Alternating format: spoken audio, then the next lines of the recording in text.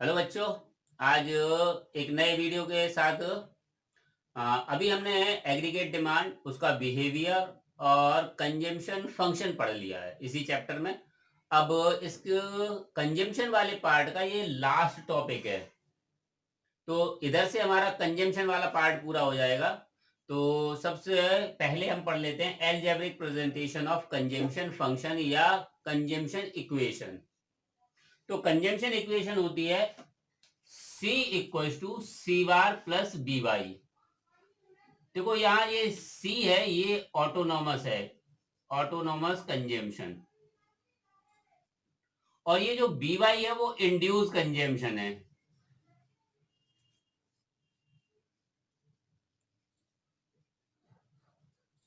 तो यहाँ C मैंने अभी बताया आपको, C equal to minimum level of consumption at zero level of income. तो हम प्रीवियस वीडियोस में डिस्कस कर चुके हैं कि ये जो C बार है ये ऑटोनॉमस कंजम्पशन है।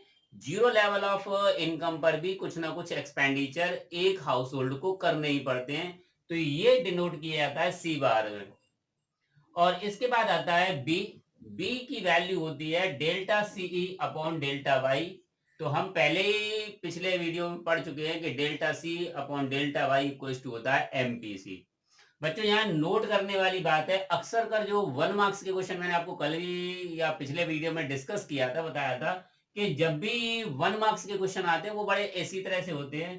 तो यहाँ पर जो बी है वो है आपका स्लोप ऑफ कंजम्पशन कर्व।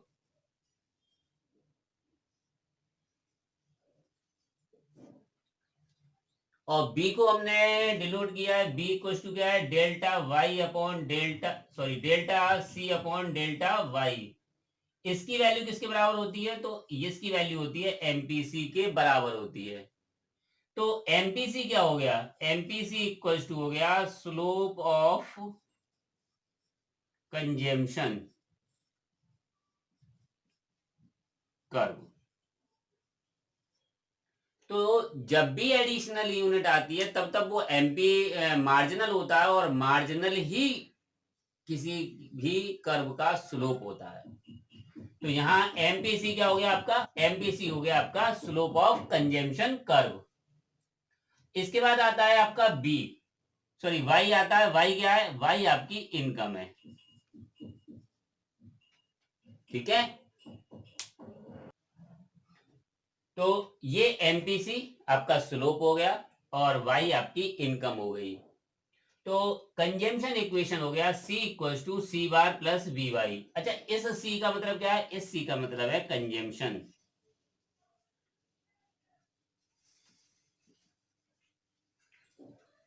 तो हम पढ़ चुके हैं कि कंजम्पशन का और इनकम का डायरेक्ट रिलेशन होता है। जैसे जैसे इनकम बढ़ती है वैसे वैसे आपके कंजम्पशन बढ़ते हैं। सो इन द डायरेक्ट रिलेशन सी बार आपका ऑटोनॉमस है, जीरो लेवल पर होता है। बी आपकी एमपीसी है जो change in consumption to change in income को बताती है, और वाई आपकी इनकम है।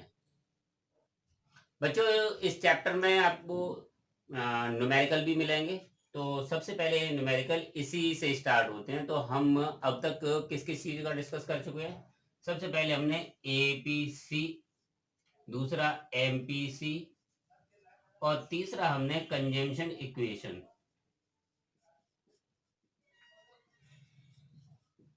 इन तीनों पर आपके न्यूमेरिकल बनते हैं। तो आज हम इन तीनों के ही न्यूमेरिकल सॉल्व करेंगे। तो सबसे पहले हम कंजम्पशन इक्वेशन के स्टार्ट करते हैं, क्योंकि सबसे पहला हमने पार्ट कंजम्पशन इक्वेशन का ही स्टार्ट किया है। तो उसी के सबसे पहले न्यूमेरिकल। तो हमारी इक्वेशन क्या है, C equal to C bar plus B Y.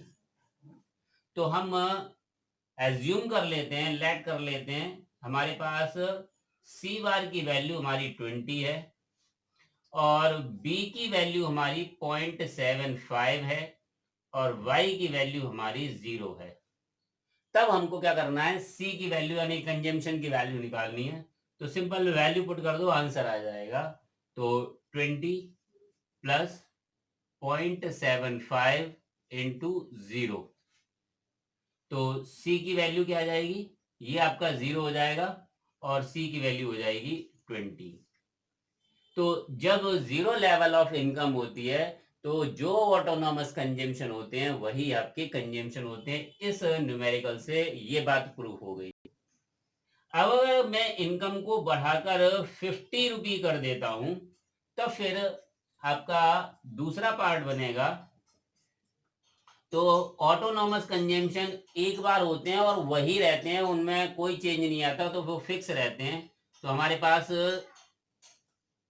Autonomous हो गया आपका 20 प्लस कंजम्पशन जो मार्जिनल है वो भी चेंज नहीं होगा, यानी कि एमपीसी की वैल्यू या बी की वैल्यू भी चेंज नहीं होगी, तो वो भी आपका 70.75 है।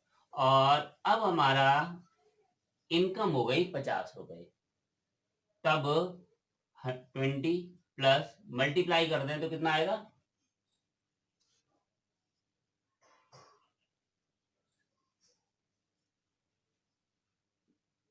3.75 नहीं, तो इसका ऐसे मल्टीप्लाई कर देते हैं तो इसका आंसर आएगा 37.5। ठीक है, इसको इससे ऐड कर दो तो हमारे कंजम्पशन कितने हो जाएंगे? 57.5 के। अगर आपकी इनकम 0 है तो आपके ऑटोनॉमस कंजम्पशन ही कंजम्पशन कहलाएंगे। अगर आपकी इनकम 0 से बढ़कर 50 हो गई तब आपके कंजम्पशन हो जाएंगे 57.5। फिर अगर और चेंज कर लो और इनकम को अब 50 से बढ़ाकर 100 कर लो तो फिर थर्ड बनेगा 20 प्लस 0.75 इंटू 100। तो ये हो जाएगा 20 प्लस 75, ये हो जाएगा आपका 95। इस तरह से आप कंजम्पशन शेड्यूल बना सकते हो with given level of income. तो आपके पास शेड्यूल बनाने के लिए एक तो इनकम हो जाएगी और एक आपका कंजम्पशन हो जाएगा। तो इनकम आपकी 0 है और उस 0 इनकम पर आपके कंजम्पशन कितने हो गए? 20 के। आपकी इनकम बढ़कर 50 रुपी हो गई तब आपके कंजम्पशन कितने हो गए? 37.5। आपकी इनकम बढ़ गई 100 हो गई तब आपके कंजम्पशन कितने हो गए? 95। इस तरह से एक शेड्यूल बन जाएगा आपका पूरा। तो एपीसी और एमपीसी कैलकुलेट करते हैं। तो एपीसी की वैल्यू क्या होती है बच्चों? वो होती है आपकी सी अपॉन वाई। और एमपीसी की वैल्यू क्या होती है? एमपीसी की वैल्यू होती है delta C upon delta Y. ठीक है, तो आपको क्या करना है? एपीसी की वैल्यू 20/0, फिर आपका सी की वैल्यू 60 है तो 60/50, फिर 100/100 और 140/150। इस तरह से आपका एपीसी की वैल्यू आपकी कैलकुलेट हो जाएगी। इसके बाद आता है एमपीसी। तो एमपीसी पहली यूनिट पर कुछ नहीं होगा, कारण क्या है? एमपीसी क्या बताता है? एमपीसी बताता है change in income to change in change in consumption to change in income. तो यहां चेंज सेकंड से स्टार्ट होगा। तो 0 और 50 में जो चेंज हुआ वो 50 का हुआ और 20 और 60 में जो चेंज हुआ वो 40 का हुआ। तो सेकंड यूनिट पर आपका आएगा 40/50। फिर आएगा आपका चेंज फिर से 50 का हुआ, यहां से फिर से 40 का हुआ, तो फिर से 40/50 और थर्ड में भी क्या आएगा? 40/50। अच्छा बच्चों, यहाँ मैंने आपको पिछले वीडियो में बताया था कि मैं आपको 1 मार्क्स के क्वेश्चन बताता जाऊंगा और इंपॉर्टेंट क्वेश्चंस बताऊंगा। तो यहाँ देखो दो ऐसे इंपॉर्टेंट क्वेश्चन है, अगर आप लोगों ने नोट किए हो तो। सबसे पहला एमपीसी के बारे में बात करते हैं। तो एमपीसी के बारे में 1 मार्क्स का जो इंपॉर्टेंट क्वेश्चन है वो आपको यहां से यहां तक मिलेगा।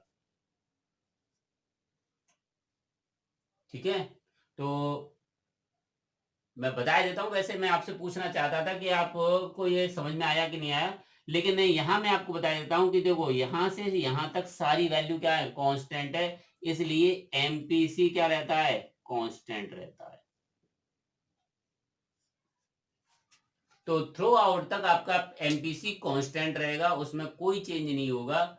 और दूसरा क्वेश्चन एपीसी के साथ है। एपीसी के साथ देखो दो क्वेश्चन बन रहे हैं। पहला यहां से लेकर यहां तक आप जाओगे तो आप नोट कर रहे होगे, पहला एपीसी डिक्रीजेज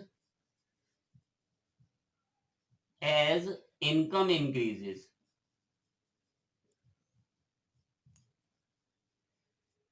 तो एपीसी की वैल्यू डिक्रीज होती है किसके साथ? इनकम के इंक्रीज होने के साथ। दूसरा क्वेश्चन क्या है? दूसरा क्वेश्चन इस पॉइंट पर है, ये वाले पॉइंट पर। वो क्या है? What is the value of APC when, कब? ब्रेक इवन पॉइंट पर। तो एपीसी की वैल्यू इस पॉइंट पर 1 होगी, कब? जब वो ब्रेक इवन पॉइंट है।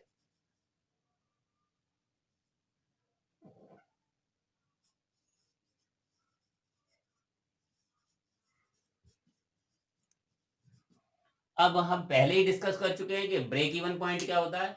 ब्रेक इवन पॉइंट वो पॉइंट होता है जहां दो वेरिएबल इक्वल होते हैं। तो देखो यहां पर दो वेरिएबल कौन कौन से? एक है आपका इनकम और दूसरा है आपका कंजम्पशन। दोनों क्या है? इक्वल हैं। इसलिए एपीसी की वैल्यू क्या होगी? 1 होगी। न्यूमेरिक प्रॉब्लम समझ लेते हैं। तो बच्चे देखो न्यूमेरिकल किस तरह से आएगा, वो पहला एग्जांपल मैंने जो बताया था उसी के रिगार्डिंग मैंने क्वेश्चन दिया है आपको। तो देखो लिखा है, if marginal propensity to consume is 80% and it is constant at all level of income and autonomous consumption is 200 crore, construct a consumption function of given hypothetical economy. तो जो अभी पहले वाला बताया था, बस उसी तरह से आपको ये सॉल्व करना है। तो कर लेते हैं। सबसे पहले हमारे पास 80% है, ये क्या है? ये है आपका एमपीसी। तो एमपीसी क्या होगा? 80/100 इक्वल्स टू 0.8। ये आपकी आ गई एमपीसी। और एमपीसी क्या है हमारे पास? वो है आपकी बी। इसके बाद है ऑटोनॉमस। वो क्या होता है? वो सी बार होता है। तो सी बार की वैल्यू कितनी है हमारे पास? 200। अब इससे आपको एक हाइपोथेटिकल इकोनॉमी का एक कंस्ट्रक्शन करना है टेबल का। तो देख लेते हैं। तो हमारे पास इक्वेशन क्या है? C equals to C bar plus B y. हमारे पास 200 तो ऑटोनोमस कंजम्पशन है, बी की वैल्यू हमारे पास 0.8 है। तो अभी मैंने आपको बताया था, सबसे पहले हम वाई की वैल्यू क्या लेंगे? 0। तो हमारे सी कितने हो गए? 200 के। और इधर हम टेबल बना लेंगे वाई और सी। तो 0 लेवल ऑफ इनकम है तो कंजम्पशन कितने हैं? 200 रुपए के। पहला हो गया। दूसरी बार हम यहाँ पर इनकम कितनी कर देते हैं? 100 रुपए कर देते हैं। तो अब क्या होगा? इधर से 200 प्लस 1 पॉइंट कम हो जाएगा तो क्या हो जाएगा? 80। तो आ जाएगा 280। तो जब इनकम कितनी हो गई? 100 हो गई। तो ये आंसर कितना हो जाएगा? 280। तो इस तरह से बच्चों आप 4 से 5 इस तरह के इक्वेशन बनाएंगे और ये टेबल बना लेंगे। तो इस तरह से आपका हाइपोथेटिकल टेबल तैयार हो जाएगी। एक और क्वेश्चन देख लेते हैं बच्चों। क्वेश्चन है, an economy the consumption function is C equals to 500 plus 0.75y where C is consumption expenditure and Y is income. Calculate the consumption expenditure when income is 22,000. तो 22,000 अगर इनकम है तो कंजम्पशन कितने होंगे ये पता करना है। तो हमारे पास ये हमारा इक्वेशन हो गया C equals to C bar plus B Y. ये सी बार है, ये आपका बी है और ये आपकी वाई हो गई। तो इसे सॉल्व कर लेते हैं। तो 500 प्लस इसका इससे मल्टीप्लाई करेंगे तो आ जाएगा 16,500। इससे इसको ऐड कर लेंगे तो आ जाएगा 17,000। अगर 22,000 इनकम है तो आपके 17,000 के आपके एक्सपेंडिचर होंगे। बच्चों इसी प्रकार के और भी न्यूमेरिकल है, उनकी आप प्रैक्टिस कर लो। अगर आपको कोई क्वेश्चन समझ में ना आए और आपको सॉल्व ना हो तो मुझे कमेंट करना, मैं आपको उसे उसका सॉल्यूशन दे दूंगा। ठीक है बच्चों।